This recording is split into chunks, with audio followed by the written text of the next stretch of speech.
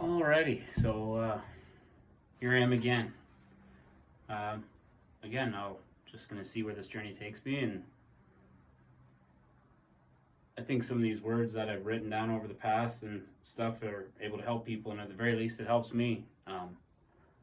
Putting yourself out there, being vulnerable is a hard thing for most people to do, and including myself. So I guess we'll take this as a act of vulnerability, but.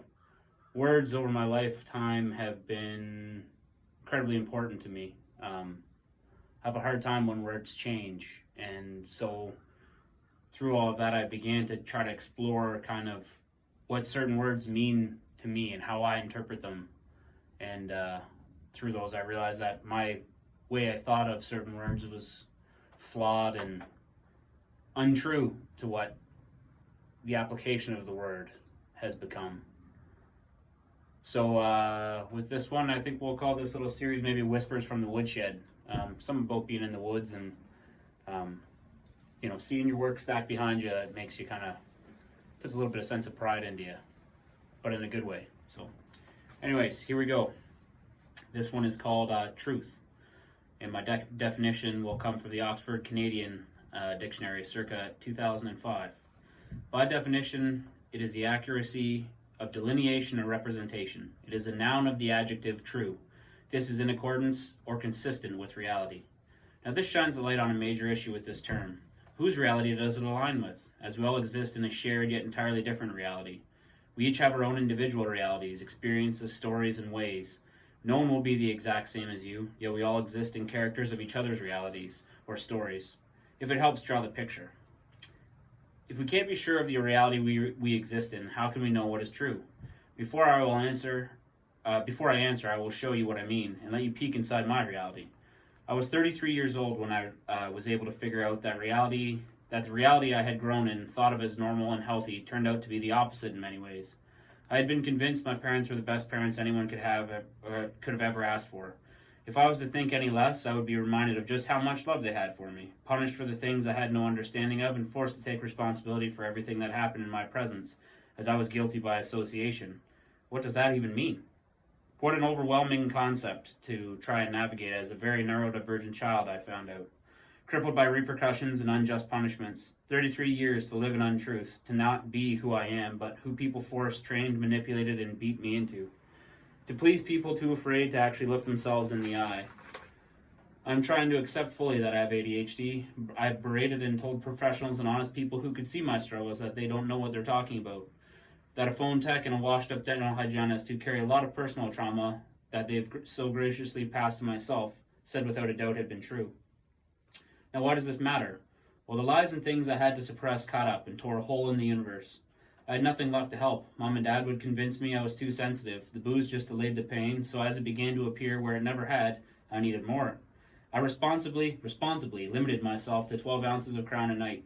If I bought more volume, it didn't last longer. 26 ounces would last a night. At one point, 24 beer would be 2 times a weekend. 40 ounces, 3 of 5 weekdays in college. Marijuana or weed became legal, so even though it was illegal, I couldn't function without it. Without gummies every night, I didn't work. Continuing was all I knew.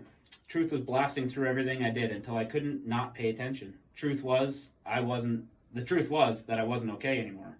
And that meant I never had known what okay meant. Truly. So then what am I getting at? Well, when all you have believed is questioned and proven false, you have to know how to find the actual truth. The only way to know truth is exploration. You have to be able to deny any other reality with no doubt. My favorite example is the knife I try to keep on hand always. Like this one right here. If I told you it is sharp enough to shave with, you may, based on your reality, believe undoubtedly. The statement then becomes every reality. You are unable to ascertain if it is actually true or even just a minuscule exaggeration, all the way to an abject lie. The concepts of, in 2024, Schrodinger's cat and the double slit experiment. Reality is only absolute if it is observed. If not, it exists in infinite states, nothing and everything, both a truth and a lie. So how could you know if my knife is actually that sharp? Prove it to yourself. This example being relatively low risk and low harm, but proof nonetheless is needed. You have to take my knife and test it. That is the only way, to be sure without any doubt. The last time I used it, it may have been sharp enough, But a goblin could have come in the night, brought my knife home with him, and carved a hole into a cliff and returned my trusty blade with an edge no sharper than a tree. Truth should ideally be absolute, and at the very least tested and provable. A test is only as good as the tester, but a conclusion of suitable surety can be reached. Once you know what is true in your own world and belief, is it then freedom? Once you know what is true in your own world and belief, it is then freedom. You know who, what, where, and why this is true. You can be sure of yourself.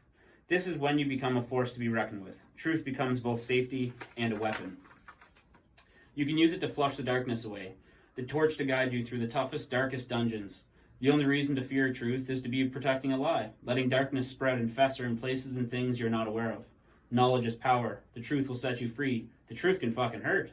The truth can and has killed, but also created the impossible. Without that base for yourself of truth, your entire being begins to quake. It can be harder to face the truth sometimes than hide in a lie. This is the tale as old as time. Yin and yang, day and night, black and white, light versus dark, truth versus lie. Every civilization, culture, person, animal, plant, and rock are still forced to deal with this. It is the only thing concrete in a universe of nothing. Truth is light. Truth is positivity, joy, smiles, love, life, and freedom. Lies are the shadows, the dark, negativity, fear, anguish, death, and oppression. You shouldn't be caused pain and discomfort from actual, undeniable, undoubtable truth. Only one thing thrives in the darkness. That is evil, Beelzebub, Baal, the devil himself. God, on the other hand, if nothing else, is hope in the sea of despair, the lighthouse of salvation, the torch of truth. Only he can set you free. Follow the light, be the hope, live the love, thrive in life, smile in pain, pray, send good thoughts to your worst enemy. If you take nothing else from my mad ramblings while in rehab on this 13th of November 24, know that with the truth at your side, you are invincible. It is the most important thing to never let go of. It should be easily and repeatedly provable.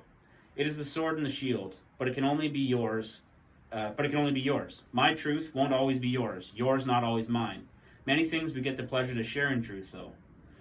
I'll leave you with this. Go into the world and find where and what the truth is. It hurts sometimes, but it will never steer you away from perfection. Use your truth to purge the darkness. Pierce the fear and the worry. Shield yourself with it from attack and oppression. Let it set you free. And that's pretty much all I have for today. Stumbled on that one. That's I think only the third time I've ever read it since I wrote it on the 13th of November. And in that, I've learned a lot about truth, and it's only a conversation away, really, from presenting itself to you in its entirety. What you thought was true might only be a conversation, could be a video, could be a text message even, away from completely rearranging everything that you prioritized and thought was there. So,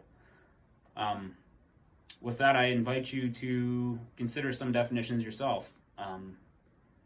Maybe think about what truth means to you, or where you found truth, and if that truth is actually what you would consider to be truth. And all those sayings that I wrote in there, like, let the truth set you free, I didn't realize just how impactful some of those things are, and what those sayings actually hold within them. And a lot of them are said and thrown around with really no meaning or explanation or felt or feeling at all, and nobody knows how to take them or use them properly. But if you can look at them individually and figure out what those words mean within, that's when the real truth comes out. And sometimes it's hard. It sucks. People aren't ready to hear the truth sometimes. People don't want to hear the truth. It hurts. It sucks. But in it is freedom, because there's no more questions. There's no more blaming. There's no more running. There's understanding. That's where acceptance comes from. It's where faith comes from. Because without truth, there's no trust. With no trust, you can't have faith. And without faith, there's no belief. So it's really the basis of the entire operation of your life. So let it guide you. Use it as your beacon. Use it as your sword. Use it as your shield. And never be afraid of it.